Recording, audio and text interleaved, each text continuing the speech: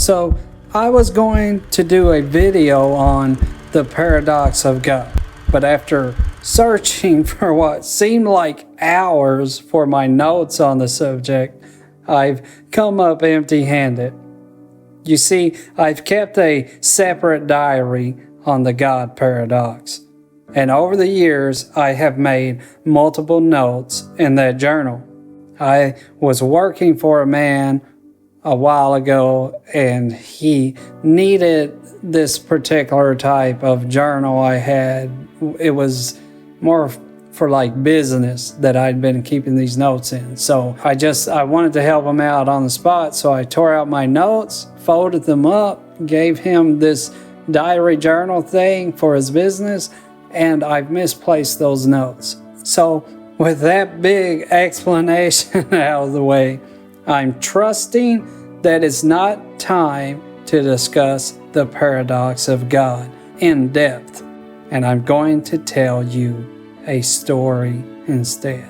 So, right when I was a fresh seed, and not long after I had spoke the name of Christ to reveal the enemy's true nature, I had begun to start losing my wife. I've told you all this.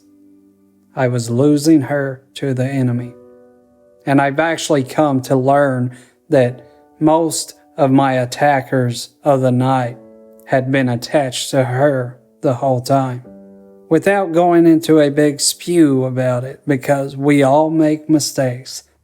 When my wife and I were young, she began to see a gypsy lady, a palm reader, a sorceress of divination, or however you say it. And I tell you, this lady was blessed by evil entities. For her foresight and hindsight were nearly impeccable. I say nearly because the enemy will give you 90% of the truth just to slip in that misleading 10%. You see, as one of our earlier dates, she had convinced me, with much reluctance on my part, to have a single palm read. And I tell you, I can match how hardcore my attacks became to the time my ex-wife and myself had moved in together. You see, we had split for a couple months, and in that time period, my wife had become obsessed with going back to this gypsy lady and getting palm readings, and even worse, she would pay these larger amounts to get the card readings. She never missed an opportunity for a card reading, and we had even ended up with a pack of cards in our house. I don't know if that was me or her or how that happened, but it happened.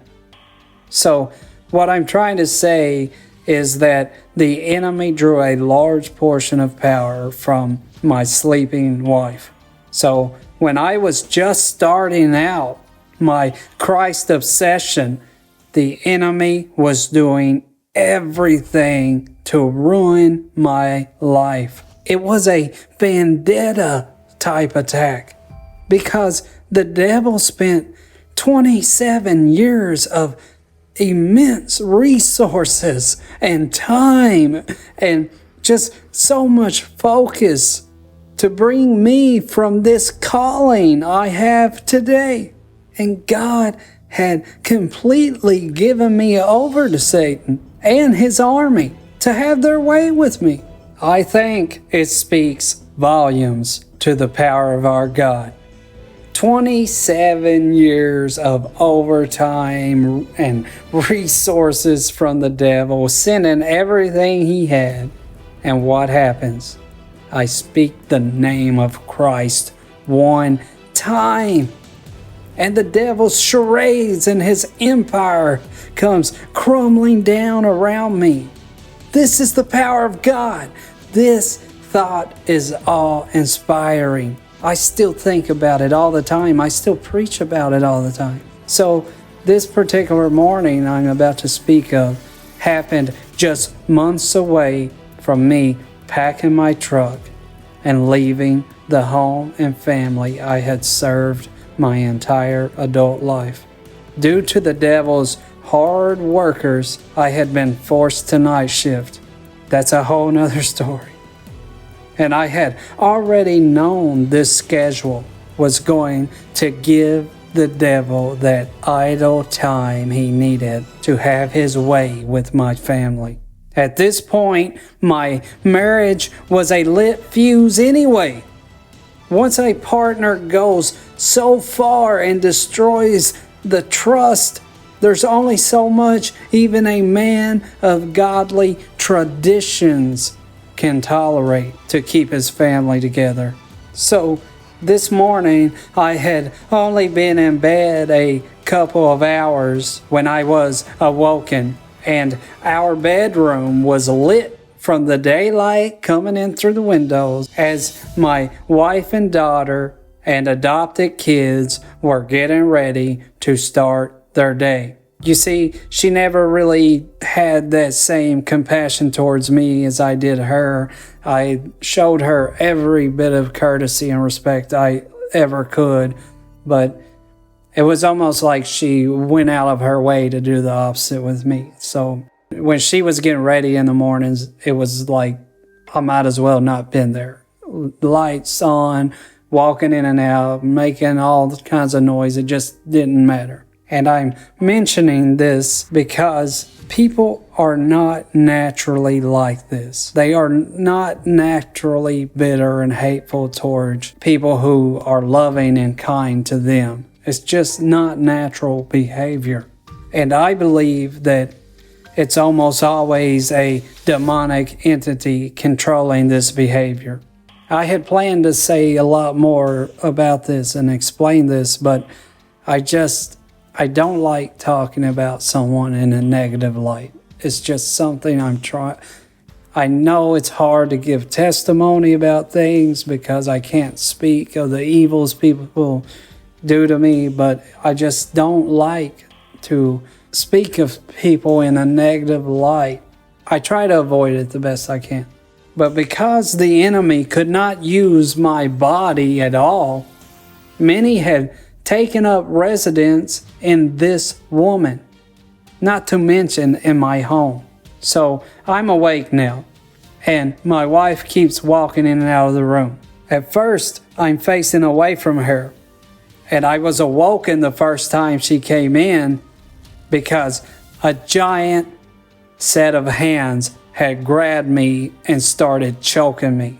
And I tried to scream, I tried to make noise, but it was like I was being suffocated.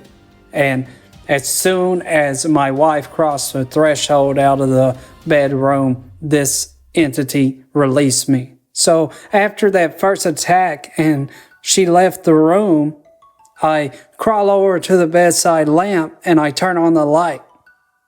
I can see the kids walking up and down the hallway, so I feel like that first attack was a one-off, and I try to settle my nerves and get back to sleep. But before I can nod off again, my wife swings the door open, and I'm instantly pinned to the bed again. Now, with my face up, I can see this is a dark cloud above me. I can see my wife walking over to the lamp that I had turned on just moments earlier from the fear that I had from the earlier attack, and she turns it off as I try my best to scream out to her. But this evil power is incredibly strong. It's like I mentioned earlier, these attacks were no longer typical attacks. Since I discovered the truth, Satan was sparing no expense to destroy me and my family. So much so, I was told by the enemy my life could go back to normal and all would be well again if I would go back to being a normal Christian. Let that sink in, folks. As a matter of fact, I'm going to replay that. I was told by the enemy my life could go back to normal and all would be well again if I would go back to being a normal Christian. Yes, folks, if I just became a churchy, a once-a-week Christian. All I had to do was go back to that God American Christians had created, and I could have my faithful wife again, a home, a respectable family. My daughter would be happy. And folks, don't think that I didn't consider it for a split second. I knew my answer was no right away, but man, the offer was enticing. So I'm laying in bed. I'm being suffocated by this dark cloud, and as my wife clicks the bedside lamp off, she doesn't even look over at me to see me being choked. But the moment she crosses the threshold of our bedroom, I'm released by this entity. And I raise up in our king-size bed, and I crawl over to the bedside lamp. I get the lamp lit, and I'm trying to calm down. I desperately need some sleep. Not only was I working the nights, but I was doing everything I could for the family, and it just so happens when I got a weekend off at work, I had to go and drill with the military that weekend. I would go 6-7 weeks sometimes without a day off.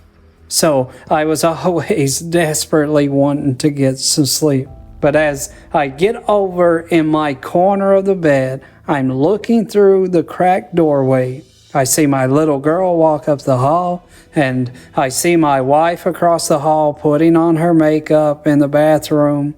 And as I'm looking at my wife, I'm suddenly slammed backwards, and I'm being suffocated again. I'm trying to say the name of God, but it's so hard to get anything out of my mouth. This entity is so powerful, but for whatever reason, the hold it has on me finally breaks. And now, because I'm beyond terrified at this point, I decide I'm going to fully open our bedroom door.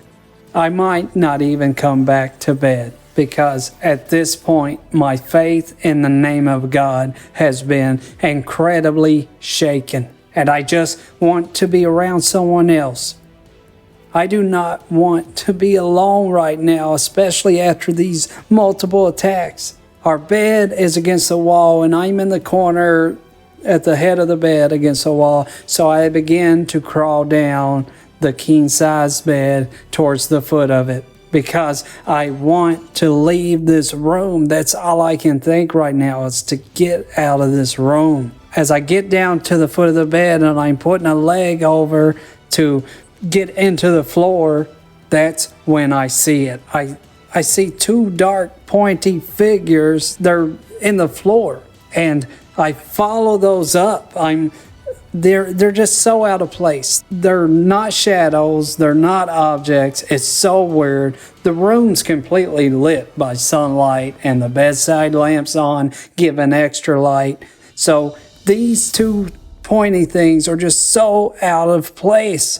And I follow them up, and as I look up, I see this huge black entity is towering above me just a few feet away.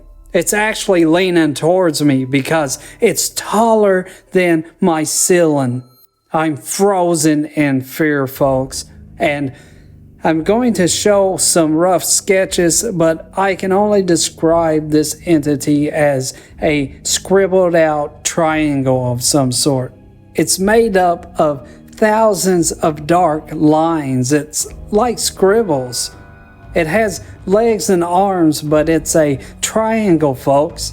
And these scribbly lines look to be moving or vibrating. It's very odd, and it's right there. I can see this thing as plain as day. My room is lit from the sunrise, and the bedside lamp is on. I'm wide awake at this point. I'm telling you, there's no denying this thing is standing before me. I'm frozen in fear. And I just happened to notice this thing's red eyes begin to glow like they're lighting up. And that triggers me to open my mouth to say the name of God, or perhaps I'm just going to scream. This has been a while ago, so I can't really remember what I was exactly going to say. But before I can say or do anything, this entity just, it adjusts itself. It folds a little bit. It's the strangest movement, but it comes up off the ground and dives into me, right into my chest. I see it come at me. I'm actually thrown backwards in bed, roughly 4 or 5 feet, like I'm taken up off the bed. I'm in the air, and this thing is pushing me through the air, and I land on the bed. As I hit the bed, this situation to me now feels like a matter of life or death, folks. It has been just barely audible, but I've said the name of God at this point roughly 10 times or so. It's taken so much energy and everything in me to get his name out because I'm suffocating. And with every mention of God's name and this entity not fleeing from it, I feel myself losing more faith, and I feel the enemy getting stronger. I can truly tell you in that moment I felt completely abandoned by God. This fight between this entity and myself had lasted for roughly 60 seconds. This fight I'm in right now, this attack was going on for a few minutes. It felt like 10, 20 minutes in the moment.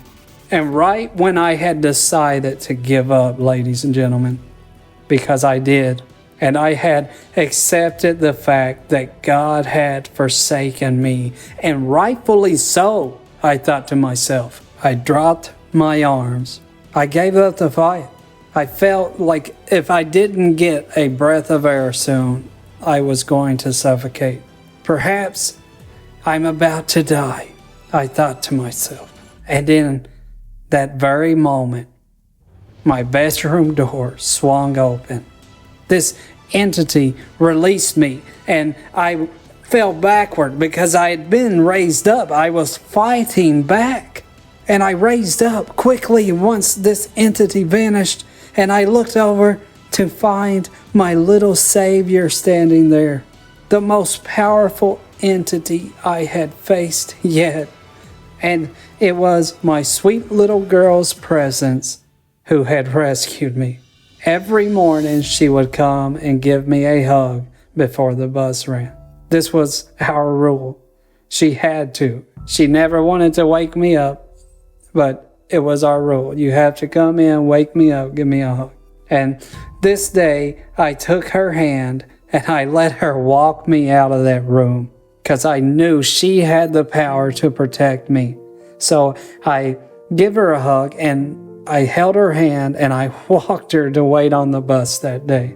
My little girl had pulled me out of hell and torture. I tell you, ever since that morning, I have never taken for granted the incredible power that all the little ones have.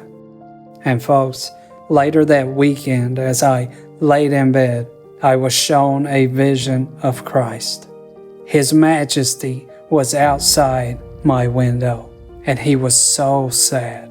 He had his hand pressed to the glass of the window, and he very sadly let me know my bed, my marriage, it has been defiled, and he can no longer come inside my bedroom.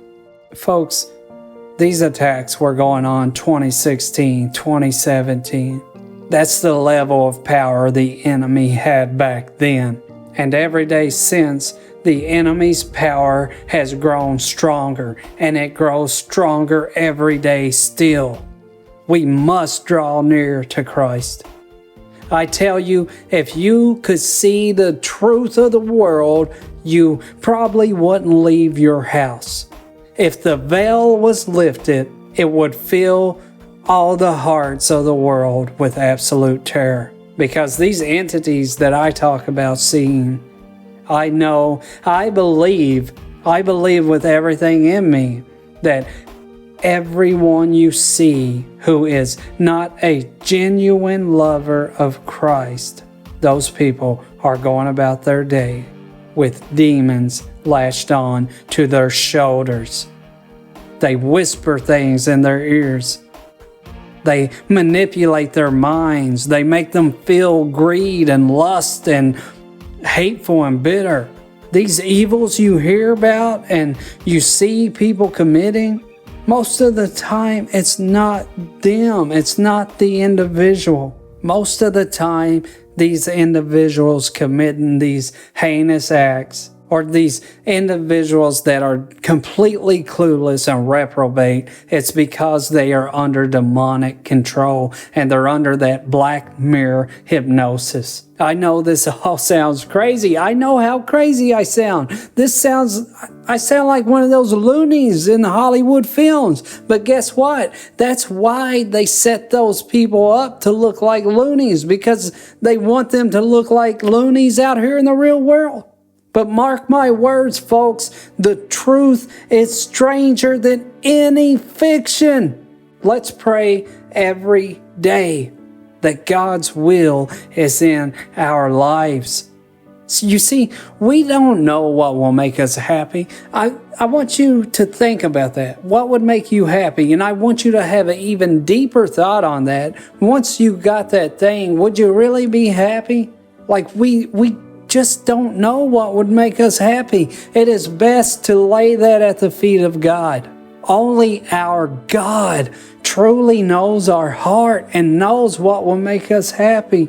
That's why I say, may God's will be in our life, because as long as His will is acting in our life, I have absolutely no doubt that so long as God is in control, we are going to have absolutely the greatest outcomes. We might have trials, things might be hard to get through, but when you come out of that, it will be the best outcome. God already knows what's best for you. That's why I say it. That's why I pray for God's will to be in people's lives. I'm telling you, people, if you just pray, if you just worship and pray, and just let God know your heart, and just ask for His will to be in your life, you cannot go wrong with that, folks. Things might get hard if you do that. If you do what I just told you, you might end up losing everything. But then you'll come out of that so much happier. You'll give up the world and you'll gain your life. I am so grateful for everyone that's here. Oh, wow. Everything that everyone here is doing. Everyone's watching the videos, they're liking, they're sharing my videos, they're just everything that is happening right now with this ministry is you all listening right now have so much to do with what's happening with this ministry. And I genuinely pray that God pours out His blessings on all of you. Thank you all so much for everything. I'm so grateful for all of you. In Yeshua's name, amen.